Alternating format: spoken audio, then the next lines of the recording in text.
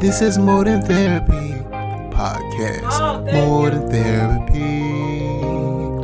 This is More Than Therapy. More Than Therapy podcast. This is More Than Therapy. More Than Therapy podcast. This is More Than Therapy podcast.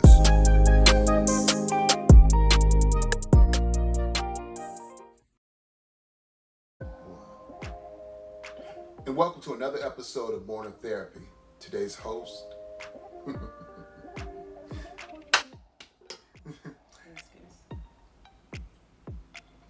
Three, two, one. And welcome to another episode of More Than Therapy. Today's special guest, Andrain Horton, and today's topic, trauma. Adrian, known you for a long time, and we've always talked about the paths that led us to doing mental health therapy and addiction therapy, and a lot of it was embedded in trauma, right? That we wouldn't even be the clinicians we are today if it wasn't for the past. Not saying we're thankful for the past, but the past guided us to where we are today. And you and I both know that in our field, in our agencies that we were one of the best clinicians based on our experiences, because we were empathetic, we were non-judgmental, and we were genuine in our approach to working with the clients we work with. We didn't come from a judgmental status.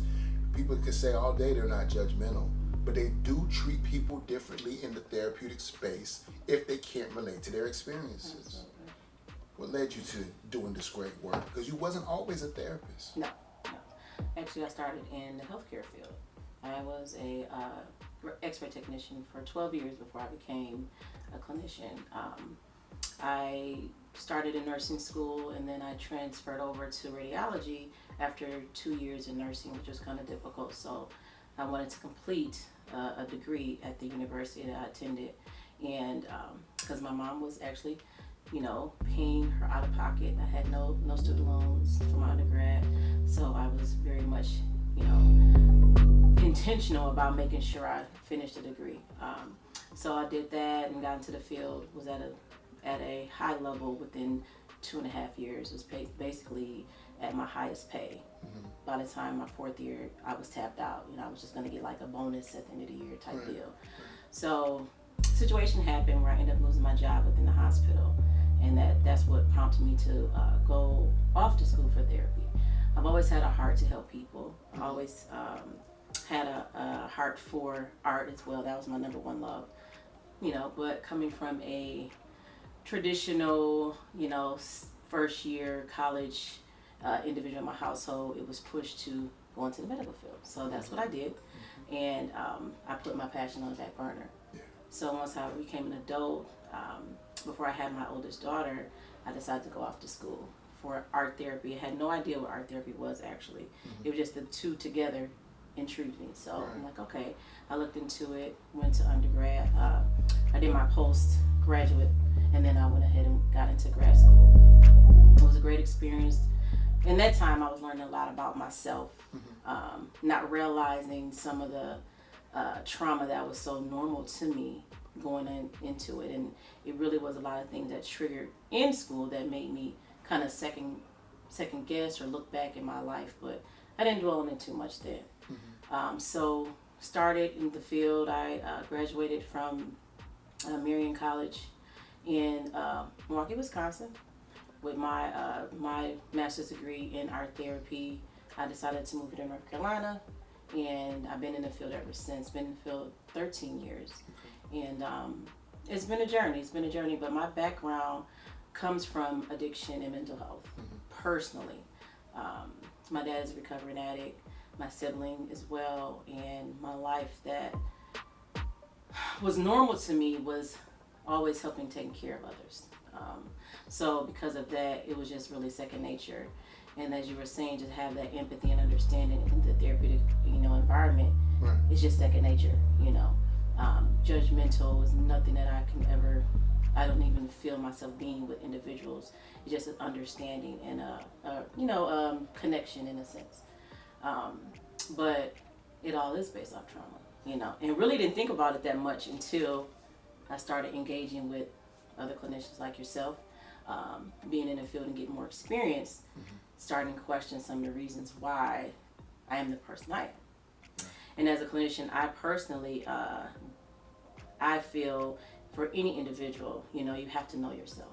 And then when I started, going down that path for myself, I realized, okay, I need to really dig into some stuff within myself. And about almost 3 years ago, I made some drastic changes in my life, and which I'm glad I did, but it definitely opened up some wounds and some questions about things, and started even more analyzing myself. So with that being the case, it was a lot of therapy, not even sit down with a clinician at the time, but I was doing a lot of my own therapy on myself, and with that being the case during the pandemic, I had to go see a therapist because it was just, my life was all over the place and I couldn't answer the questions anymore for myself. And being a person, I'm sure as you know, who helps everyone, you don't always have that person to talk to.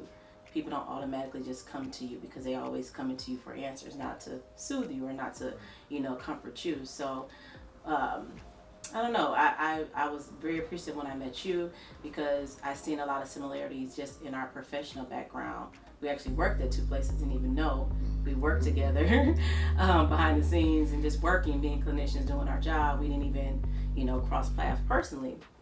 But when we did, you definitely brought some things to my eyes that you went through, and not on a personal level but professionally, with school and the trials and the issues we have to go through as clinicians with the license that we do have and the struggles that we have. So schools we graduated from, that's a whole nother conversation, but it was very enlightening to meet you.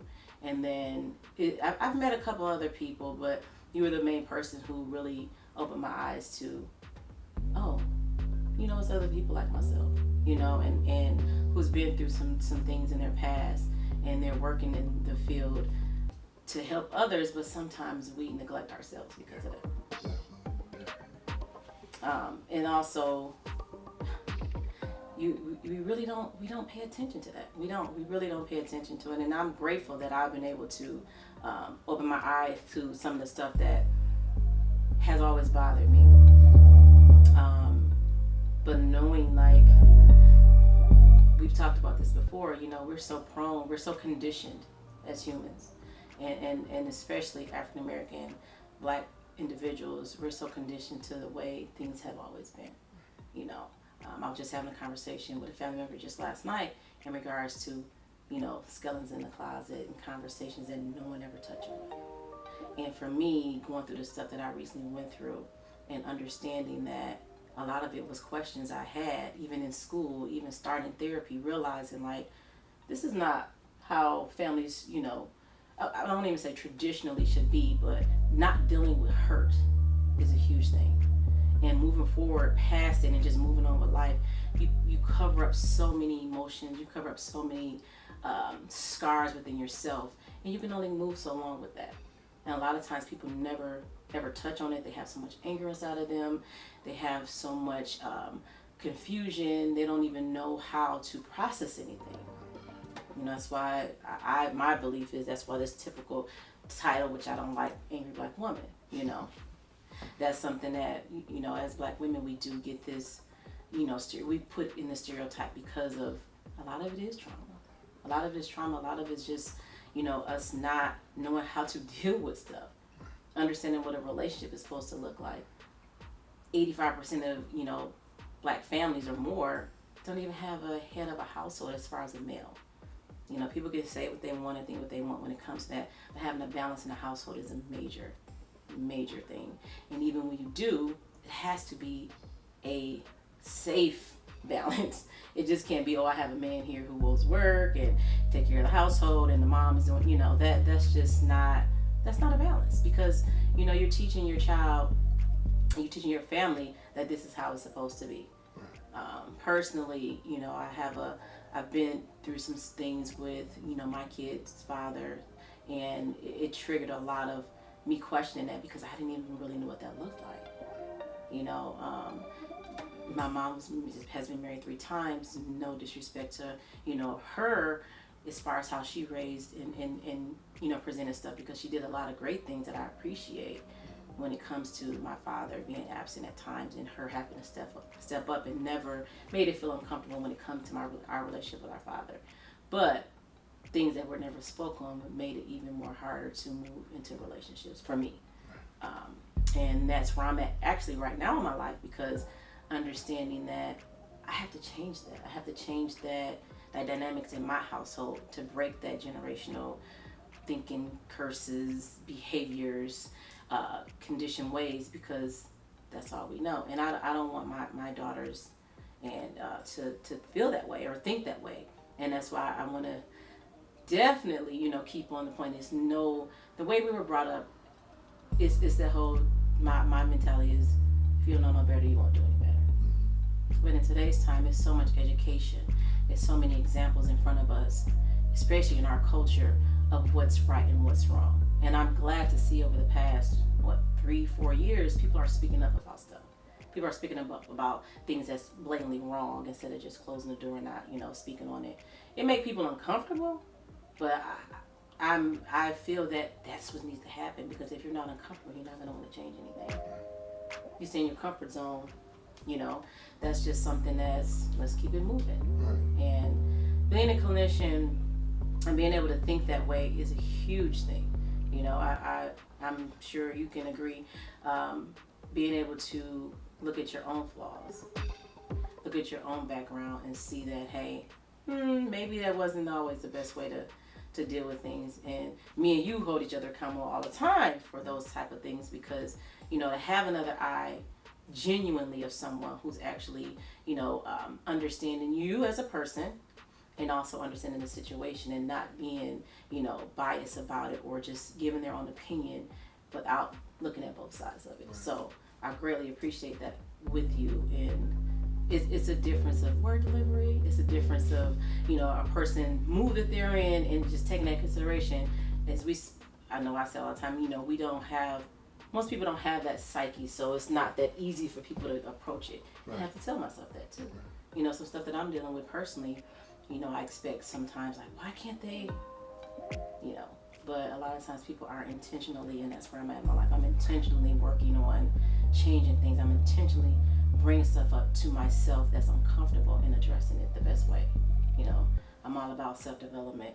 I'm all about learning, because it comes down to learning yourself, and that's the cute thing of healing, because that's what this is. We all come from trauma. I heard a psychiatrist one time on the radio stating that just coming born into a black family, you're traumatized. You agree? Like, that's just a known thing. Because genetically or traditionally, culturally, let's say we come from a slave background, the way we discipline our children is very reminiscent of the masters and how they discipline their slaves. Absolutely. When we whip, when we beat our children, look at the way we draw back the belt or draw back the stick. Mainly our generations and back, because we don't do that to our children, because we knew better. And in the 80s, they kind of got away from that because of DSS involvement.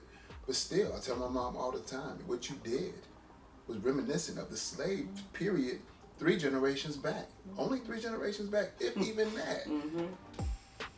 I mean, it was not uncommon to hear somebody got a whooping with a extension cord.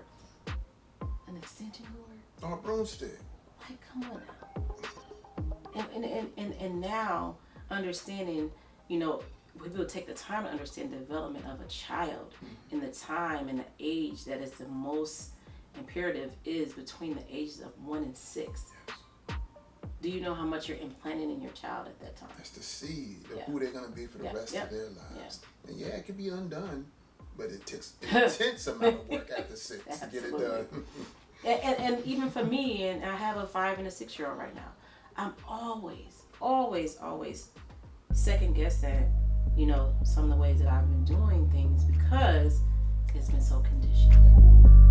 And then I realized, hold on. This is the same stuff that I didn't like. This is the same way I didn't like to be forced to eat certain foods. Mm-hmm. I'm sure we all can agree. You don't eat all that food to... Like, that's just, it's just little stuff like that. Right. You know, that we don't even realize, but it's because it's so conditioned in our psyche based on our upbringings. We do it until we don't. Yeah. So my goal as a clinician is to, you know, first of all, as I was even telling you the other day, you know, working on myself every day, bettering myself, working on areas of being intentional to work on things individually, you know, because we can very, very much be overwhelmed, especially as clinicians, you know, dealing with several different people at a time, and in our own personal life, in our own family members, our children. It can be very much overwhelming, and you have to learn yourself and learn what works best for you, you know, to be able to attack and, you know, okay, let me put this fire out, and that's something that I'm still doing right now. So I have my own therapist, and I'm very grateful to be able to sit down and have conversations and kind of speak things out loud and be able to process it. It's not even what you receive from the other person all the time. It's just the fact of there's so much stuff in us that we don't even talk about. That's right, getting it out. You know what I'm saying? There's so much stuff. The therapists that you're dealing with don't even know how to deal with that. They may, but you got it out there. Yeah. And sometimes it's the secrets we hold within that hurt us the most. Yeah, absolutely. And also, you know, just how society is, social media, everything is about what everybody else thinks. This is something I was telling myself just yesterday. You know, can't be worried about what everybody else thinks. Because if we're so worried about that, we can't think about ourselves. We can't focus on what I need to do to better myself, and we're so concerned about everybody else's opinion. And I don't think we were this embedded into that thought process until like social media, the Instagram, the TikToks, the Facebooks. We're looking for the likes, looking for the attention. Not knowing that the algorithms often work against us to get those. And our mood is impacted by it. I see so many children that are depressed. I've seen a higher level of suicidal ideation in our community than ever was apparent when I was coming up. We never even heard the word suicide, hardly ever. Until you was like college. I didn't know a single person in high school, middle school, or elementary that committed suicide. Now, they might have been hospitalized for ideation, but never successfully committed suicide. Now, the school systems I used to work in or the hospitals I was connected to, we would hear about loads of people, like one did it, so then 3 more would do it in the same school system. You know what I'm saying? It was a terrible, terrible thing. Then you look at it, if you could stop them before they get there, or if they did something and they were hospitalized and you were speaking to them, it always related to how they felt about themselves based on what was around them instead of what they felt inside or what they could have felt inside. Yeah. And even on that topic, it is so, well, first of all, I'm going to say this, there's so many grandparents raising children in this time. What? I couldn't imagine my grandmother or my grandfather, who both, you know, God rest their souls, are both, you know, from that generation. But just imagine them trying to raise, you know, a teenager right now. I can't imagine myself raising a teenager right now. I was very lucky that the internet didn't really come into effect when I was a child, teenager, adolescent. It didn't exist. I don't know how I would navigate. Even if I was a teen today, I would suffer. I would be a hot mess. So when I look at these kids who are basically air quote hot mess, there's nothing you can navigate the world in order to not be that because you don't have the tools that help you overcome that. You know what I'm saying, per se, as a parent. It's so difficult for parents right now because this is such a new. You have to be a super parent almost. My mom couldn't raise Felipe, Felicia, and Chooch right now. You know what I'm saying? She barely did it then. But it's so many things that's pushing against us as parents in this time. You know, I have a teenager, and it's the social media, the technology is so intriguing to them that it gets so much of their attention. You know, I had it was one of my daughter's teachers said that we were at our 8th grade orientation. She said it blatantly, I don't even allow phones in my classroom because I can't compete with social media, period. And that's the same thing as with parents. They get all the attention, all the respect. They want to learn from it, and don't have an idea of what doors are opening because it's too many. It's too many, entirely too many. And that's creating an unknown trauma. Yeah. We'll yeah. see in the DM6 or the DSM-7. Exactly. A lot of traumas related to that. Mm-hmm. You know It's now. I've heard on the radio, if your child is suffering from Instagram something, I don't know the exact title that they, titled it as, but it's something related to too much exposure to Instagram. Bill Gates didn't even allow his children to touch his products. Mark Zuckerberg says no screen time for his child. Mm-hmm. Now, if them people who develop these things are saying that, what's that telling you? But people are so intrigued by it. And it goes back to knowledge. It goes back to taking the time to learn. Pick up a book, read, listen to a book. Audible, I love Audible now, you can learn so much that's been out here in the world that answers so many questions. And that's why I drive myself on personal development every day. If it's just me listening to something on YouTube or an Audible book or just a piece, it's something that I didn't know, when I first woke up. So that's very important, and it just keeps you about yourself and not about everything else. So, like I said, that's my goal with any person that I work with, no matter what modality they're coming from. Is if it's straight mental health, or if it's addiction, if it's life issues or concerns that they're trying to get to. That's number one. And start tapping into who you are. And it can be very eye-opening when a person has never really done that. But it is, from what I've seen, people appreciate it and they take the time to slow down. Yeah. And that's a whole difference within itself. So it's very important. I like when you said, the steps it took to get here, the path it took to get here. Mm-hmm. Some of the paths we got here was the hiccups that get us here, you know what I'm saying?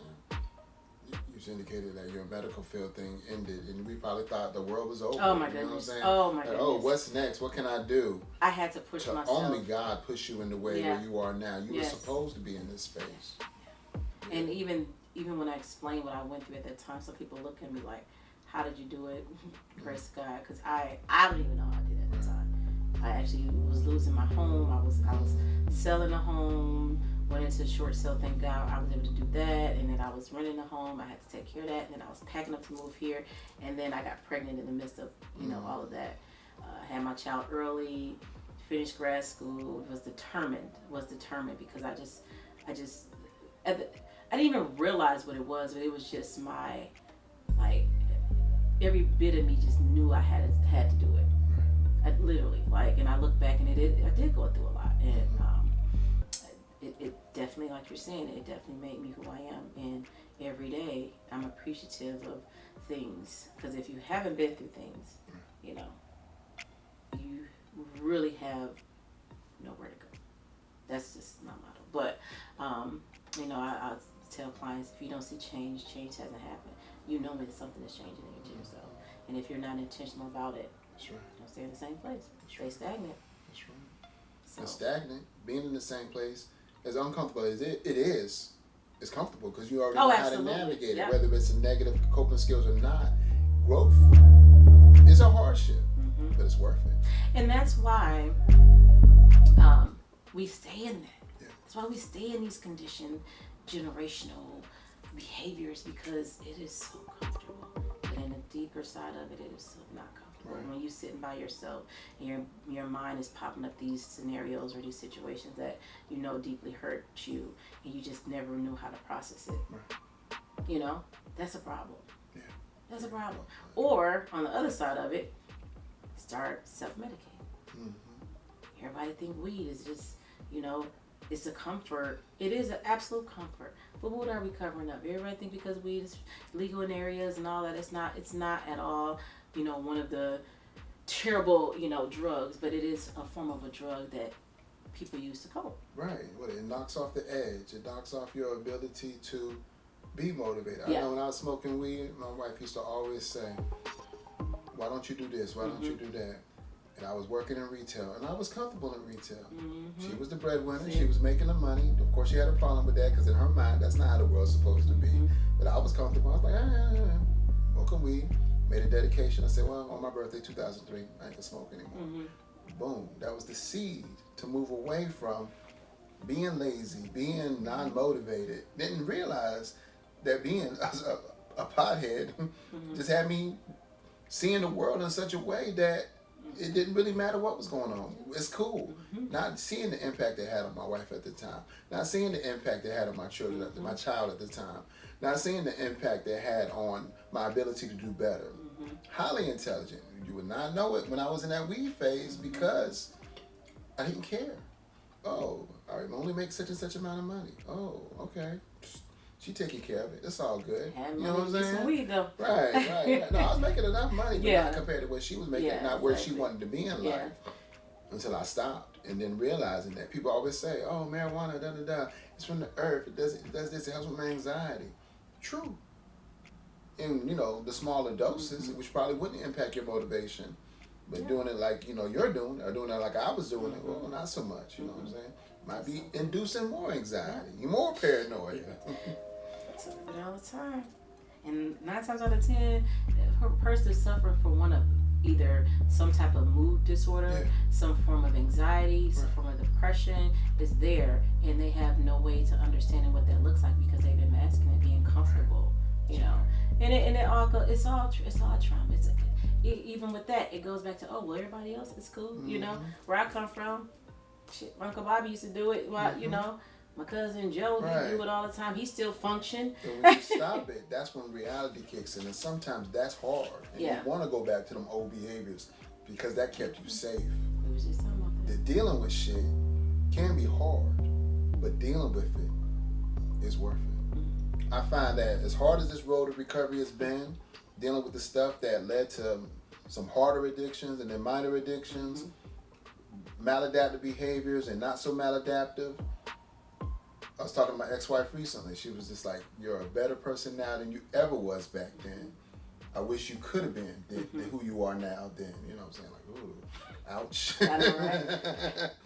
And I see that myself. Like, I am a better father. I am a better person all the way around. I am a better helper bee. Couldn't have been that because I was stuck. Because I was masking stuff that as much as that I might have not been dealing with it subconsciously, my behaviors indicated that that's what it was. Yeah. You may not have known why I acted that way. I may not have known why I acted that way until I started dealing with that stuff. I'm like, oh, you know better. You do better. And you've been intentional too. And it's very much self-fulfilling when you are intentional. I tell you, it truly is. Because you're not doing it for anyone else but yourself. And once you realize that and you pinpoint that for yourself, it's like when people start getting healthy or working out. You get them a couple pounds off, you start looking good. You're like, okay. I need that right now. To the gym, but it's like that. Oh, okay, look, I can do this. I can see. Okay, let me go a little bit deeper. Let me figure out. This making me feel better. Let me. But it's so hard to get to that place. Yes. And that's why it is important to talk to people who aren't always so connected. Yeah. Talking to your friends all the time. Talking to your family. Who 9 times out of 10 they're either going to be judgmental to a certain extent, or they're just going to soothe you. They're not going to help you get to the root of what's going on. Right. At the time, people are going to talk over you just so they can say what they want to say and give their opinion about something instead of coming to, okay, let me understand what this is. But that's a whole different. Yeah. That's a whole different profession. Right. Professionals should be helping with that. Right. And understanding what that looks like. So, yes, that's a big thing. We're both clinicians, but as we both know, it is very important to have some form of therapy, some form of an outlet, not with individuals that you talk to every day. And even if you don't have a mental health diagnosis, just to process some of the stuff which you're going through. Yeah. If it's not a therapist, maybe a consultation group, a processing group or something like that, to get some of that stuff off of you, because during a week you might deal with, 25, 30 people and their issues. That's just not normal for someone to be able to process that, deal with it, and then turn around and document about it. That's almost double therapy, you know what I'm saying? And let's flip that, because even if you're not a clinician, you're not even in the professional world of mental health or addiction, and you're just a mother, who has 2 kids. Right. Then you have a husband or a boyfriend, or, you have friends. Right. That's 5, 6 different people right there that you're dealing with every day. Right. That might be pouring into you or pouring onto you. There we go. But no one's pouring back into you. You know what I'm saying? How often do we give, and it's not reciprocated. You know what I'm saying? Not saying it has to be, but we have to get filled up somewhere. If we're not, we start to suffer, and then we won't be our best selves to give back to those people that constantly come to us to get. And I want to just say it's not just women, because men too. No, exactly. You know, exactly. and it's not even about having children. You can just have homeboys, homegirls that's coming to you, they problems. And you our fellow co-workers. Yeah, I mean, how many times did we have people come to our office and just unload on us? we talked about it all the time, like, but that's what they needed. But who gives us what we need? You know what I'm saying? Yeah. And also, I say this too because people ask. Just first of all, working in addiction it's a hard population, and information in so many different areas that you have to be able to deal with. But as I say, a person has to be made to deal with that type of stuff and any type of form of disorders or mental health, because addiction is part of mental health. You have to be a person who's actually, and not even just because you go to school and get a degree or because you can read some books and cite some therapeutic practices and stuff. No, you have to be a person that I truly feel is made to deal with individuals. I know for me, my purpose on this earth is to help others. And it is a process of healing, for trauma, no matter what it is. If it's mental health, if it's drugs, alcohol, whatever. I know that is my goal. That's who I am as a person. It took me a long time to realize that, but I know it, and I live it every day, and I'm grateful that that's who I am, and I'm walking in that every day. Starting my nonprofit, and working on building my private practice, and just being the clinician that I'm proud to say I am.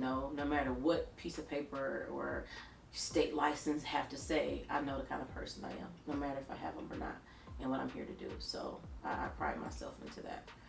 But also, it comes to knowing when you have to slow down too, and so people can. We're saying this, having time for ourselves, but we also, when this is what you're supposed to be doing, it's expected and it's not overwhelming. That's the part I was trying to get to. It doesn't become overwhelming when people do come in your office and load off, or when clients come to you and just want to just vent, because you have the ability, your mentality and who you are as a person have the ability to handle that. Everybody can. Yeah. That's something, and we have to have self-care, and that's my in goal right now. Not end goal, that's my other intentional walk right now is self-care, self-love. Self-love, and self-love is learning about yourself. If you don't, you will be stuck. You will be stuck. It's so much. We can grab 10 random people, and I guarantee you they'll have at least a minimum of 5 things that they don't even have to speak on, that they can probably tell you that they've never spoken to someone about. That may have bothered them, or they haven't thought about it in so long, but now that I do, you know what I mean? Right. And that's okay, because we're humans. That's right. But we're in a time and a place now. Let's learn about ourselves. Let's get past some of these traumas, or even not even just that. Let's figure out what that is. Because if you don't know, and you might not even label it as trauma. The things you went through that you didn't necessarily deal with, that unknowingly is impacting the way you navigate this world now. And that is, I'm glad you said that, the trauma thing, because that is a hard word in our community. People don't like using that word, I ain't going through trauma. That ain't trauma. That's just way, because we normalize it so much. It's just the way it is. You know what I'm saying? The way it's always been. What song was that where? I think it was a video or a song recently, and that was one of the things. I think it was Kendrick Lamar, who that last album was very eye-opening, and that's where we are right now as a culture, is taking these band-aids off and seeing the rawness of really what's happening and what has happened to some of us. And I believe it was in one of his songs, and it was like, oh well, I think mom had got her something. Anyway, it was just basically like, look, I can't cry too much over it. Okay, it is what it is. I gotta keep it moving, because that's how we used to move it. And even bringing that up shows, like, come on now. Even to hear it, even though you may have been brought up that way, to even see that or know, it's kind of like, wow.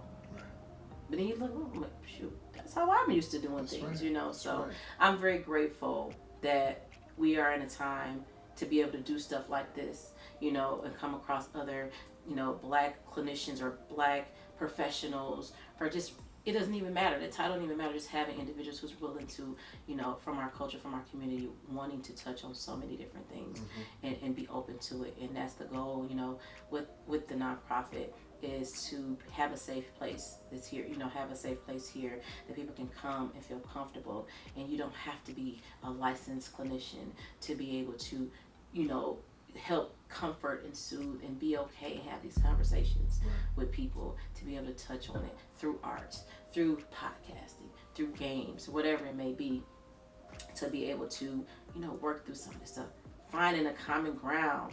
And, that's why, even for us, having a good relationship, a friendship, is because we feel, okay, we have some things in common. Because I didn't really like you at first when I met you. I was very much like, weird guy. But, I was able to, like, okay, and even just that part, because I know I'm a little weird, I'm different, so it was like, that was a part of just coming to a place. And it took me, I've been here 11 years, and I have several friends that are still my friends, and I think we all have those same connections. But it took a long time to find someone on this capacity, as far as the therapeutic relationship as friends and professionals together, and helping each other, daily on personal stuff and professionally. So it's a good thing, and just coming to a place like that. That's what I want this place to continue to be for people. The events that we have had here have been very much, eye-opening for me to watch, but just to see the genuineness and the natural flow of people coming in here and really being like, wow, this was a safe place. It was just a vibe. It was really, it was no drugs, no drinking. It's no, it's no craziness, but you can have people come from different capacities and enjoy it and feel comfortable together. So, and I just want to continue to build on that higher and higher over these next couple of years, to be able to help as many people that way as possible. So. Indeed. What's the year gonna look like? What you got? What projects you got coming up? So, everybody can handle my mental and how how things flow for me. But number one, building my private practice is huge to me. Getting some of these licenses completed for myself, so I can be able to independently work for myself, is my goal for this year. And I had to humble myself and bring myself off of this exciting high mountain I was on about a year ago, and a lot of life hit. It's reality, so I had to go through that process, but I'm still very humble to that. We're going into our second year with the organization, been the Mind Metamorphic Academies, and right now we're starting things up for April. We have about 4 or 5 events we're going to be doing regularly, like we did last month. We had to take a little break because my team is not that big, but people have personal stuff going on, so we kind of have to do a small pause for that. But we're all gung-ho about moving forward. I'm going to be bringing some tennis shoe design, paint design, and jacket groups for the youth here by the summer, to be able to come for free and be able to help redesign their own fashion, their tennis shoes, sneakers, whatever, jackets, and whatever else people may feel like they want to change, and take something old and make it new for themselves. And having some open support groups for women, that's my goal. Personally, as a clinician, I want to have some domestic violence and possibly some substance abuse groups here, building on that and working on how I can work with other agencies or nonprofits in the community for that. And just wanting to have this, my goal and dream is to have this space open, at least 3 to 4 times a week, just to have a safe place to come for someone, who may just need a quiet space, or who just need, something to vent on. It's, having one of the staff here open to that, and just our community art session every third Friday, I'm sorry guys, every third Friday. That's definitely run by Alex, our artist, who's amazing, and our gaming.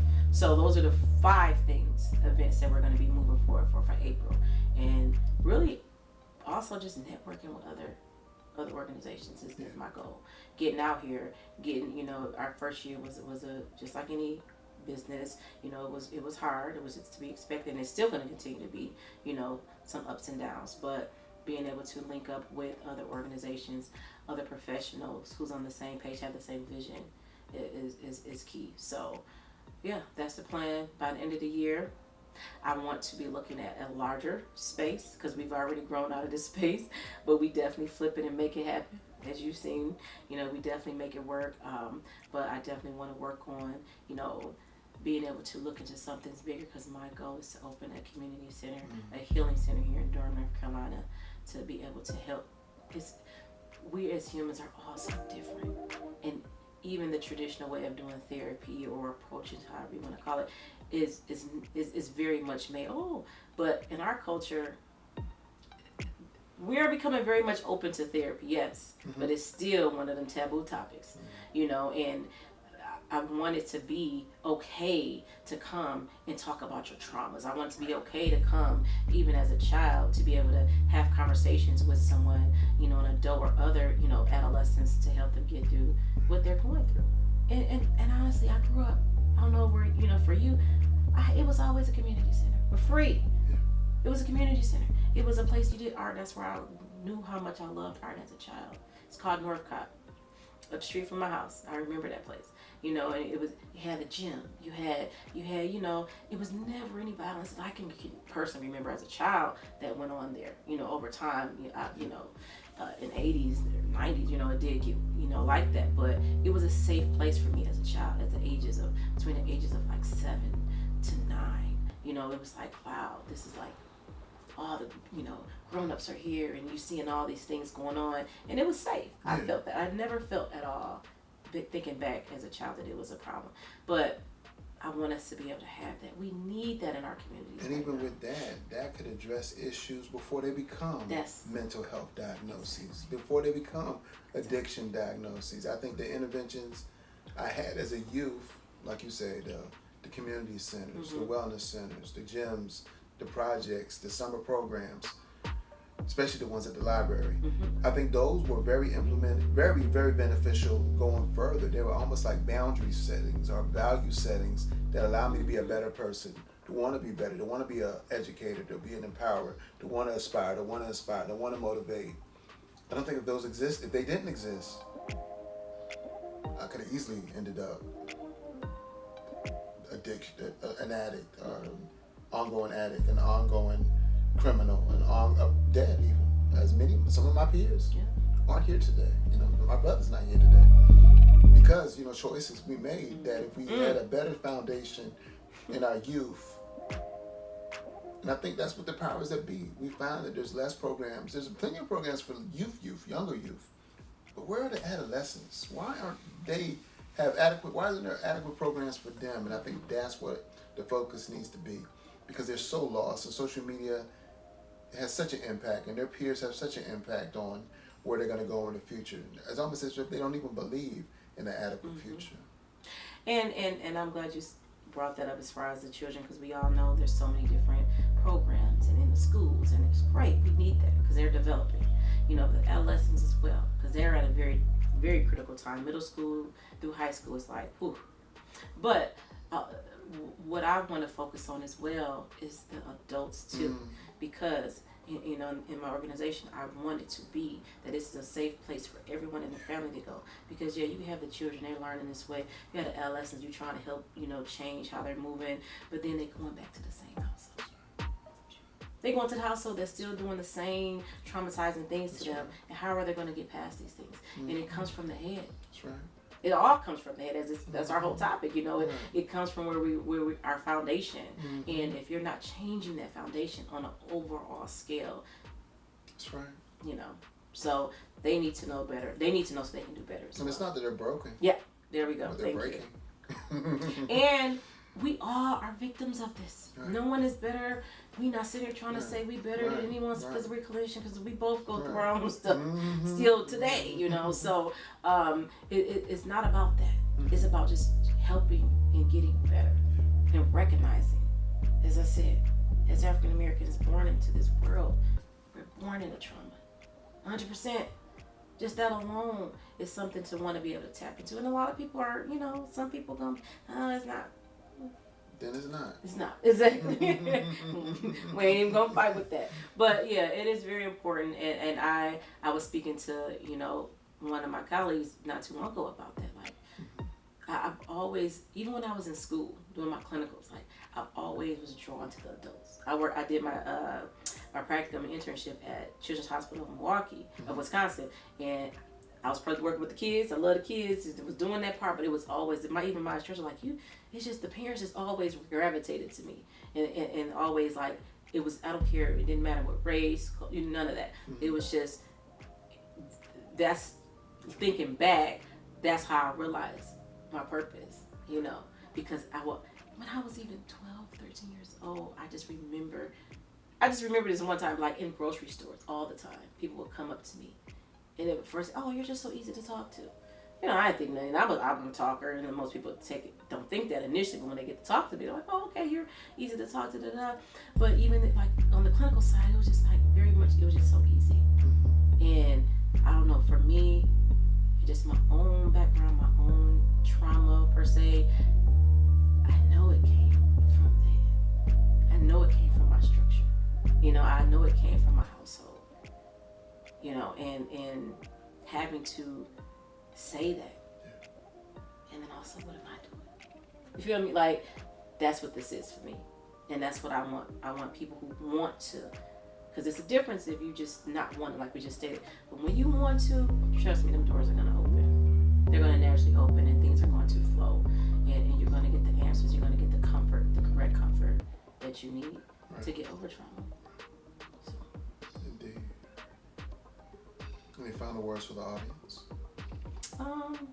No, but this has been this is like our conversations that we have often, but it's been good because I'm glad to do this because I definitely, I want people to understand how important it is to, love yourself and know yourself and get over things for yourself, especially if you have children, if you want to have children, to learn who you are in the midst of it and become the best version of yourself. That's what this is.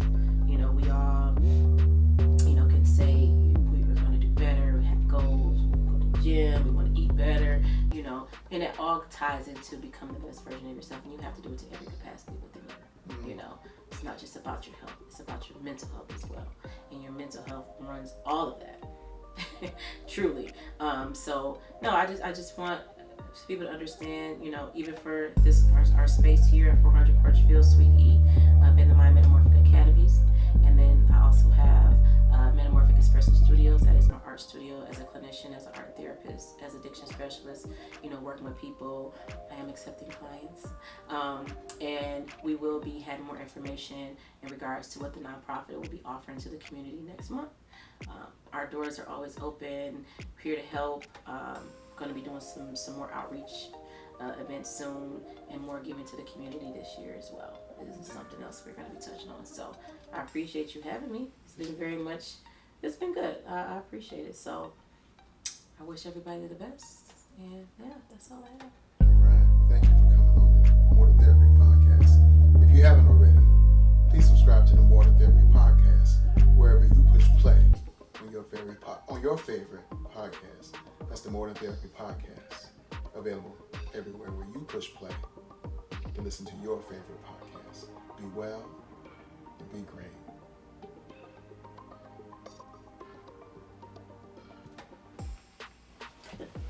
That was good. Yeah. It was natural. It's the after show. That's why you lean back. I gotta make some shirts. Shirts. Mm-hmm. Yeah. Do some recording. I'm trying to be intentional. Yeah. It's a beautiful place to be. Yeah. I would have did that video montage thing, but you just use your previous footage. You have lots of that. Which one? If you could send it to me, you got Dropbox. What you got? What kind of clouds you use? I think so. It's further. What kind of clouds? iCloud.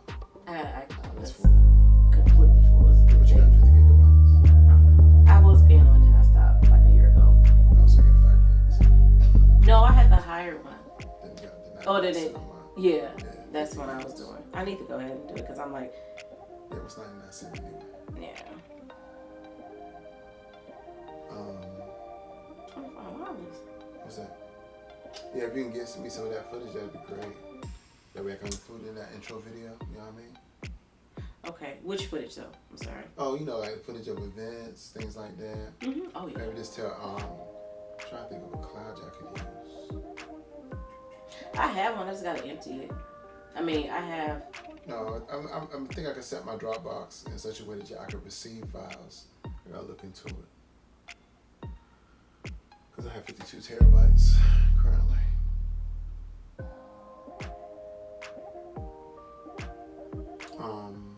You know, if I can figure out a way, I might be able to download it straight from Instagram, but I don't know how to do it. See, I can download from TikTok. I don't know how to download from Instagram. Do you have a TikTok? Mm-hmm. You put stuff on TikTok? I have too. Your video Not footage I don't here? have my other two businesses on there. My ACH. Alex? He has one. He's put stuff I don't know. on I could do that though if you need me to. But what do you footage from where? Oh, you know, like from events that were here and stuff like that. Mm-hmm. Yeah. I have it. I mean, why I just can't send it to you on your iPhone? Can't on my iPhone. I don't send it on my iPhone. Why? Because I need it on a computer. Okay. Well, no, my MacBook. I can just send it to you. Yeah, you can send it on an iPhone because my MacBook can receive it. Yeah, I can send it to your MacBook. Okay. I just need your email, right? That's how it works. I think it's my number. It's your MacBook number. Yeah. 919-599-5762. Is it the same one as it? Mm-hmm. But no, you just have to pick it up in your MacBook then. Mm-hmm. No, it's like my messages are the same on my MacBook. Yeah, mine too. Yeah. So you just have to pick it up, receive it on there. Okay. Yeah, I can send all of that. I was just looking at, I have 4,000 freaking videos. Yeah. Because I'm trying to get my videos together. I want to do a t-shirt video of my blanks and my bleached shirts. And I wonder if it's in a folder, if you could share a whole folder at one time. Yeah, I can do that. Oh, so I didn't know if you could. Yeah. Okay. I've done it before. Yeah. Yeah, I just can put it in the folder and share it with you. It's your email, right? I mean, your phone number. You don't know. No. But yeah, I got it. I know what you're saying. Let's try email. Let's try both. I think the email is No, the email we won't hold that. Oh. Yeah, but I can put it in if it's going from my iCloud to iCloud or a message, whatever. Okay. Yeah, I got freaking 3,398 videos. Well, how much storage you got on your phone? I mean, they used to tell me every day I'm almost a year. If I lose my phone, I'm gonna lose stuff that I've done for the past year because I haven't. But I was playing it, but it still stays on my phone. Somebody was telling me that they go to storage on your settings. Oh, it's full. I need this. My bad thing is I keep all my freaking text messages. You got Amazon Prime? Hmm? You can upload. No, not your videos. Only pictures. Yeah. I mean, we could do it in front of what's the name? No, I'm just thinking of now. Like, you know, that we don't always have that other stuff on your phone. Huh? Oh, for me to save it? You told me that before. Oh, this in general, yeah. I don't. But yeah, it doesn't do video. Videos is limited. Pictures are unlimited. Mm-hmm. I should start using that. But then what if you don't stop paying? What happened to them? Mm-hmm. That's what I'm saying. Like, But would you ever stop using Prime? Probably. Hell no. Exactly. You know, Amazon and Canva. Their part. Mm-hmm. But I'm about to do this video. I'm going to change it, though. I started this video on... CapCut. Yeah, but I'm going to switch it up. What else you got going on today? Nothing at all. Don't schedule nothing before 1 o'clock for you. Nah, man, I'm good. I'm getting better. Okay, you made it. So a year later, finally. Stupid. Like it's been a year. You're telling the truth.